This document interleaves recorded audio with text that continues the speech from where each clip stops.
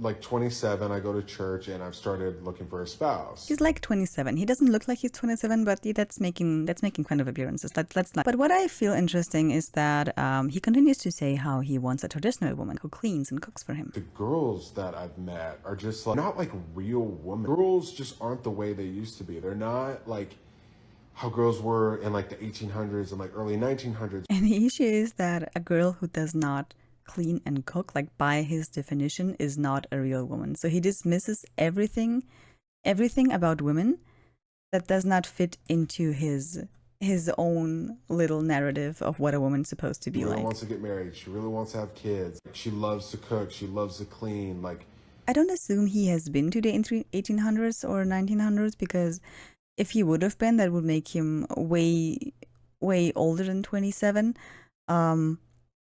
But I wonder where he does, like, where does his information come from? How does he know what women were like back then? If his information comes from documentaries about how life was but back then, those documentaries usually show a very skewed portrayal of women, because those documentaries were usually written by men who did not understand women's turmoils even back then. Here he says she needs to be loving to cook and loving to clean. Very narrow definition of a woman is she wants to be married, she wants to have kids, and she needs to cook and clean. You know, you can have preferences. I'm okay with that. My personal issue is not with men wanting a woman who likes to clean and how to cook, right? That is a very basic, like bare minimum thing to want in a partner. I want a partner who is able to clean after themselves, and I want a partner who can cook for themselves. You know, keep yourself sustained. I mean, cooking is fine. Let's leave cooking out of this, because I understand cooking. Cooking is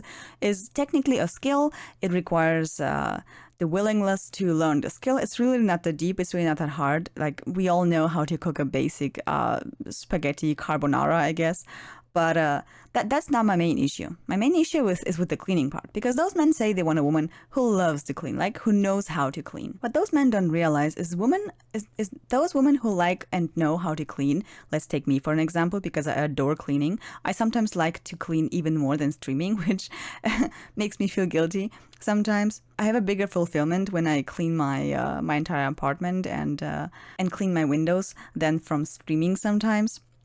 But aside that, let's take me for an example, right? A woman who genuinely loves to clean. There's always something to do. Us women, the cleanest women, we love to clean because there's always something to do. And we are so freaking busy.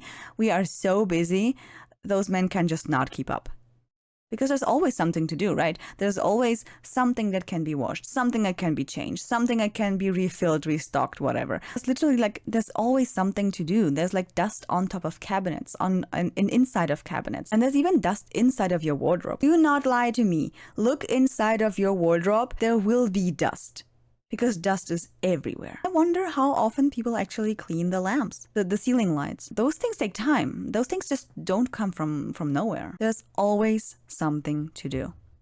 And we are always busy. There's actually two issues here with that. First of all, those women love their clean spaces. Okay, once we have done the deed, once we have cleaned, once we have put all the energy in that, we have a clean apartment, we feel accomplished, and we want this feeling to last for longer than, let's say, an hour. Okay, usually when a woman lives alone and she cleans, and that space is cleaned for the next 2 to 3 days, and we are happy about that feeling. We are happy about having put in the work and having this amazing result, and it just gives us inner peace. I don't know why, but men, and again, not all men, but men somehow did not learn to put things back. I don't know why, but they just never put things back in. And so when I come back, I see used stuff just laying there on the counter. Nobody was thinking of putting them back where they belong. Things have a place, you know? Things have a place. With women like us, we want things to have a place. And if that is not respected, it just tells me that you do not respect me, or at least the relationship, enough to learn about those places. The second issue, and that's probably my most biggest issue, is that this becomes a hobby. Cleaning is a hobby. Cleaning is a thing that I pursue, not because it has to be done. Absolutely, it has to be done. But if you start going over and beyond for the thing that you do, it becomes somewhat of a hobby. Nobody actually needs you to clean the window once a week or once a month. Nobody actually needs that. But if I want to do that, that's my decision, and I want to live by that decision, and it just brings me joy, okay? It brings me joy to change my bed sheets every week. Fortunately, with these men, because they want somebody to mother them and give them all the work that they don't want to do themselves, they value that as something demeaning. They don't value it as a hobby. They value it as a thing that needs to be done, as work, as a menial task, things that are beneath them. Because if they want a woman to be cooking and cleaning, they want somebody to do that for him. So that shows me that it's a task that is in his mind beneath him. Somebody else should do this, and it's woman's work. So it's a menial labor task that he's not supposed to do by himself because he's a man, and a woman should do it. When a cleanliness-loving woman, when a woman who actually loves how to clean meets a guy like that, he will just not respect her hobby at all because he does not view it as a hobby in the first place. And therefore her entire enjoyment will be taken out of it. It will become just a menial labor in his eyes, and she will lose on value for him because all she does is cleaning. In his skewed up mind, all she does is cleaning. That is her main hobby. He does not recognize it as a hobby, and therefore this woman is now basically his maid.